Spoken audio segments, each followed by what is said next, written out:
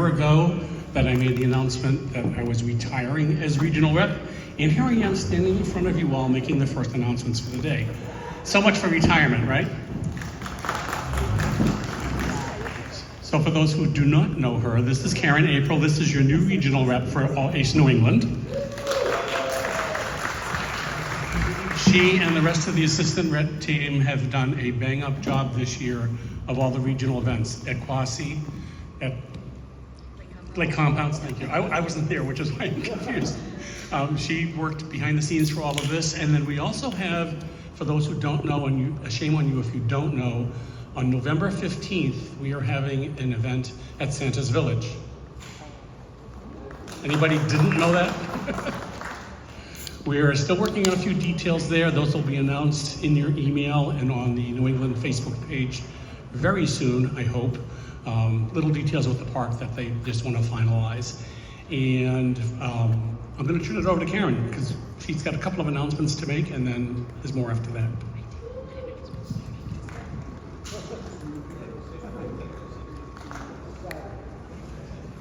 Hi, everybody. I am Karen, your regional rep. Welcome to Canobie Lake, and I wanted to thank Chris for helping us out with this event. So let's give him a warm welcome.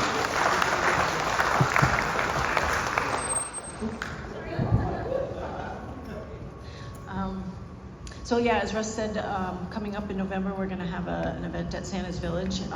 We're hoping it snows because when Christian was at Nor'easter this year, he told us he was opening Midnight Flyer, and when he was talking about the coaster, he said that it was imperative that the coaster be able to run in the snow. So I'm hoping it snows for us when we go there. What's that? Yes, it will. Look beautiful for Christmas. What else? Oh, anybody new the first time they're here for Canobie Lake?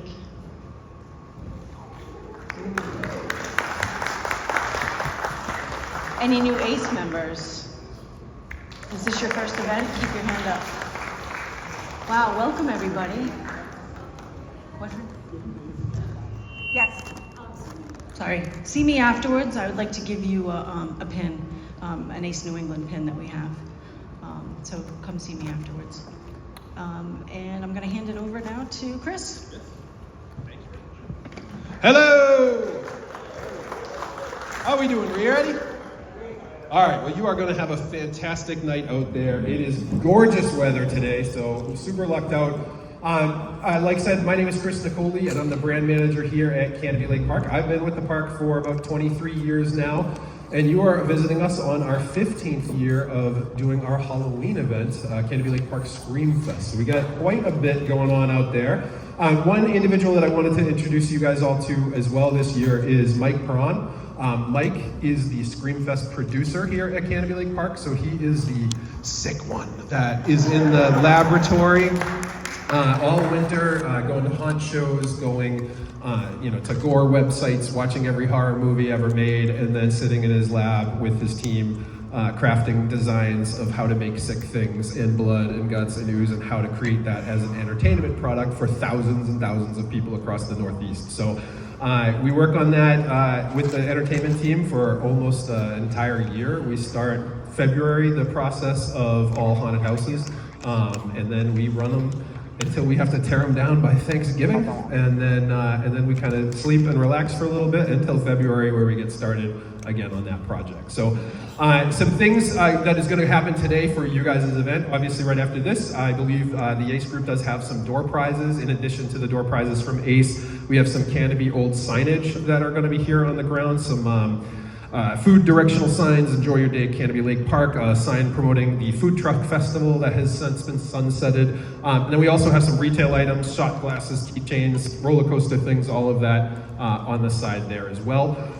If you do win any of these things, we're going to take your name and we're going to bring them up to guest services for you. Walking around with these means you probably stole them, but if you can go get them at guest services on your way out, then they'll know everything's all good. So especially the big ones. We'll keep those until you're ready to leave tonight. But when you're done the door prizes, we're actually going to leave this room for the day, and we're going to be heading off to the brand new haunted house that we have. It's called Carnobie 2, and it is our new clown house over in our old skating rink. That used to be the skating rink. This is the dance hall, then the boxing tea party ride, and then our old skating rink, and that's where we have 2 indoor haunts. So we're gonna go do that. Mike is gonna do a Q&A session about our haunts and what we do for Screamfest and how we do it, and certainly answer any questions that you have on that front. But he'll also bring us through the creative tour of backstage and behind the scenes of the 2 haunted houses that we have in the rink, as well as our ready rooms where our actors are gonna get ready. So I know that Karen did ask earlier, but who has never been to Canobie Lake Park during this event, during Screamfest before? All right, so you have not seen what we're going to show you today, so that's pretty exciting. Who's done this tour before with us? All right, you're going to really like it because the clown house, again, ripped down to the studs, to the concrete ground, and then we rebuilt it. And we rebuilt everything double height, which you're going to really notice is truly makes it feel palatial. It's literally a cinema that we built in the center of this clown haunted house. So pretty neat. A couple things that I'd like to say. Obviously, this is the ACE event, not the haunted house event, even though we're here during the Screamfest time. But the first thing I have to say is obviously our Yankee Cannonball. What year was it installed here at Canobie Lake Park? 1936. In 1936, what else was also installed here at the park? What? Swimming pool? Nope. Not the swimming pool. Anything else? Dance hall? Oh, this, you're thinking? This building? Strange. Let me tell you. In 1936, the Philadelphia Toboggan Company brought the Yankee Cannonball up from Connecticut to reinstall it right here on site. And when they were completed that construction, the Philadelphia Toboggan Company said to the owner of Canobie Lake Park, "No one else has bought a roller coaster for the rest of the year. Is there anything else that we can do for you? Because all these guys are going to be out of work when we put the last nail into your Yankee Cannonball." And he said, "I don't need another roller coaster, but I do need a dance hall theater." They're like, "Yeah, we can probably do that." So they did. This building was built by the Philadelphia Toboggan Company. They're roller coaster manufacturers of the Yankee Cannonball. So every piece and how this is all constructed is roller coaster engineering, roller coaster manufacturers, literally, and roller coaster builders that put it together. So for us, we're super proud of that. This building is absolutely rock solid. We use it all the time, and we absolutely love it, and we'll keep this going for the next 150 years. So exciting, yes? Oh yeah, I mean this is legit. Oh yeah, and it's one of few too. I don't believe that dance halls were like part of their repertoire, but they did it when people wanted to spend money and they wanted to collect it. So yeah, it's funny how that works. Capitalism never changed, right? That being said, so I know a couple times I can't even talk about rides with you. You know how it all works here, right? Like I'll say something, then I'll pretend I didn't say it, then we all ignore it. And then it'll open in 3 years, and we won't tell anyone it opened, and we'll just say, "Oh yeah, that was like 3 years ago." So that's kind of what happens. We actually just opened a ride 2 weeks ago and didn't tell anyone, and that's called Nebula Z, and that was the Zamperla ride we're calling Time Winder. That's going to be, or is now currently operating and located right up next to Untamed, right behind the antique cars. That was one that I was announcing to you, I think 2 or 3 years ago. That was one of the ones I was announcing. It just, with the amount of site work that it takes, permitting that it takes, and all of that, I think, we jumped the gun on. We bought all these things, we have them here on site, and now we gotta do it the right way to get them all properly put into our mix. So one of them's up. Hopefully the next one is gonna be up for opening day next spring. But that's the only 2 attractions we're looking at right now. Again, haunted houses for this time of year is what is all kind of new right now. And then we do have, larger projects that we're looking at, nothing announceable at this point for next year and beyond. Some of which you can see. You're gonna walk through the park, you're gonna see next to our international food plaza right in the middle near the midway stage, we have a Chalet du Cafe that is gonna be going in. Basically the Starbucks Cafe Dior location we have right at K-Land is way too small for this kind of park that we are. That's one window servicing iced coffee, hot chocolate, lattes, cappuccinos, the whole 9 yards. Park wide, not happening. Now we're gonna have a humongous cafe, fresh donuts, pastries, coffees, all of the I guess normal kind of Starbucks. So that's hopefully gonna be operational, the patio a little bit later this season, and then the physical building for an opening day next year. So you're gonna see some construction in there. think that's about all the construction projects we go. So before I turn it over to Mike to talk about Scream Fest in general and what we have on the haunted houses and haunted house fronts, and I know you'll talk to him certainly down at the tour as well. Is there any general questions about the park or for me that I can walk you through? Yes? Any thoughts on Big Band Day coming back? Any thoughts on Big Band Day? Yeah, absolutely. The thoughts are, it's been very difficult for all of our promotions because the pandemic kind of turned us into online only. So when we kind of went online only, like right now, you can't buy, we don't even have the ticket booths open anymore because we are trying to control the crowds through the number online. And when people just show up and buy and we can't control that, our parking lot gets out of control before we know we have a problem. So a lot of those unattached days, those things like show up, that Big Band Day was free.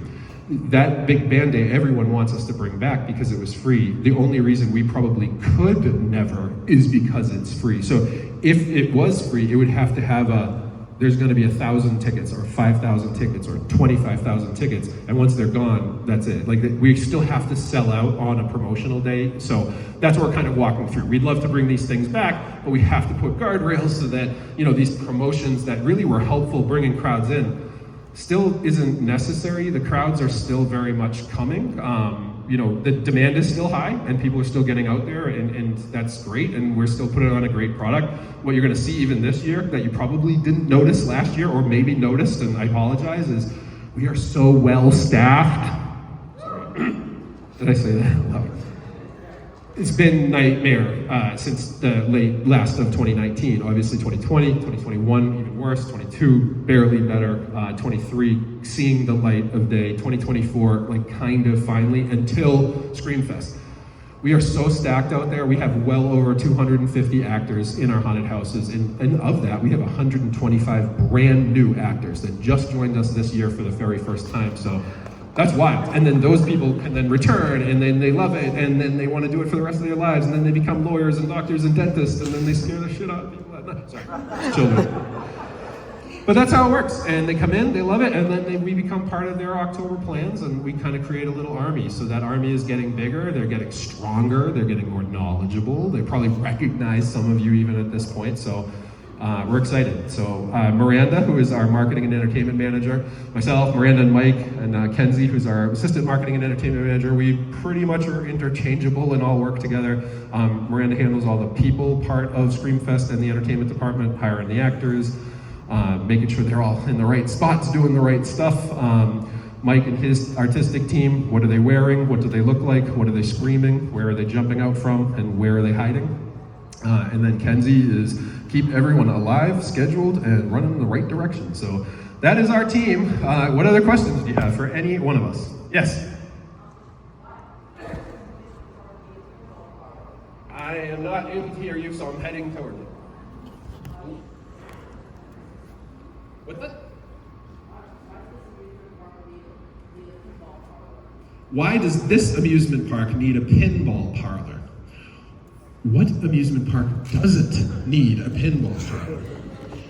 I mean, it's pinball. No, we did that because we found that pinball was the most popular that people were playing when we had these arcades, and people were playing them, and they were playing the nostalgic ones, like the ones they remembered from being a kid. And so, weirdly, it's our games maintenance team. It's like these are individuals that are trained on how to keep up this equipment.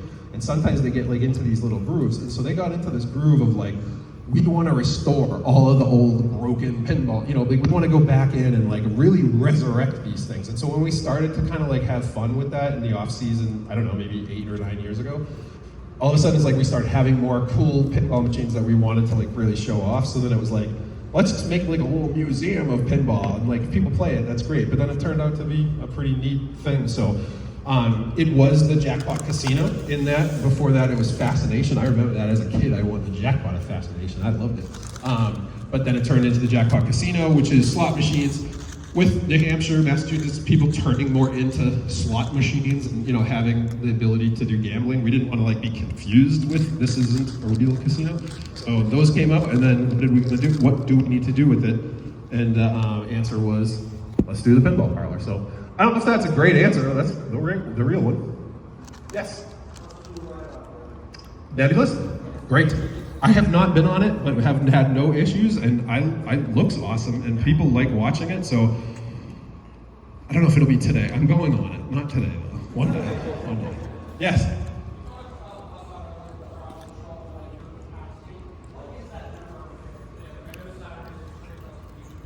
Yeah.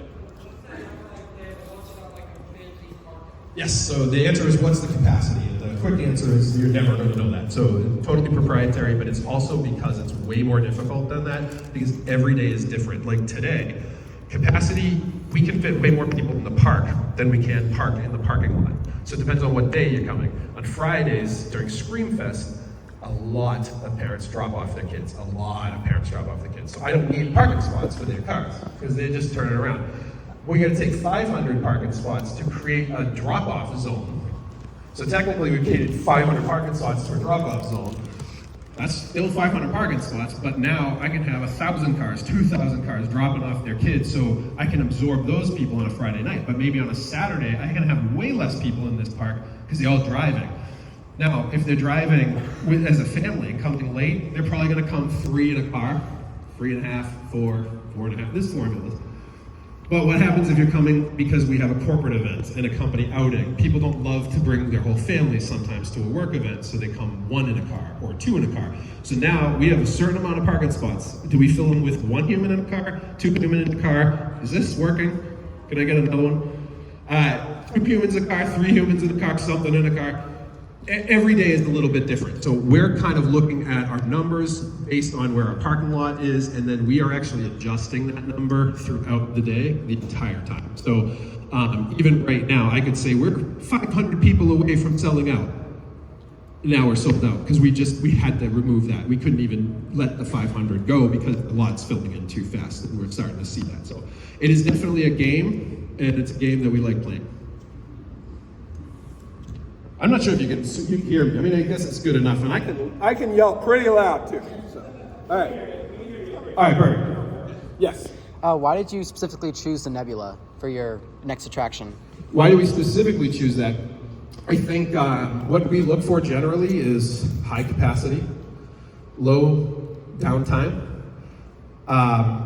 wicked, bright, and colorful, and eye candy. Like, we want to take pictures of it, we need it to look good in the sky, we want it to, and even if it doesn't come like that, like you can see that this one was a primary color red, white, and blue attraction, and we steampunked the whole thing up and kind of transitioned it. So we may not want the exact theme that we got, but in fact, the ride that we're hoping for opening for next year is in painting right now, just to get a new treatment to it. I think it's actually the second painting treatment that we're doing to it, but yeah, I guess location, where do we have a spot? What can fit in that spot? Is it bright? Is it cool? Will people like it? Who can ride it? Is it a family ride? What are the height restrictions? Is it going to be kids? Do we have too many kid rides? Not enough kids rides? Do we have enough rides where parents can ride with kids? It's all part of the attraction mix. It's a very easy decision, yeah. Lots of just throwing darts at the wall. Yes. Any challenges? I think challenges is a great word because I think there's a lot of opportunities when it comes to any new attraction. I don't know, I'm not going to say challenge in the negative way, but everyone is different. So there's no real formula on how to put a ride in. It's where is it going to go? It's what does that site have that we have to move or affect. Weirdly, you're going to see we're not a concrete park. We have trees everywhere. We put rides in based on our trees and root patterns, because it just would kill us to cut down a tree that is absolutely not necessary. So that also has to factor into what we're choosing, where we're choosing, a little bit of everything. There's nothing easy. Yes.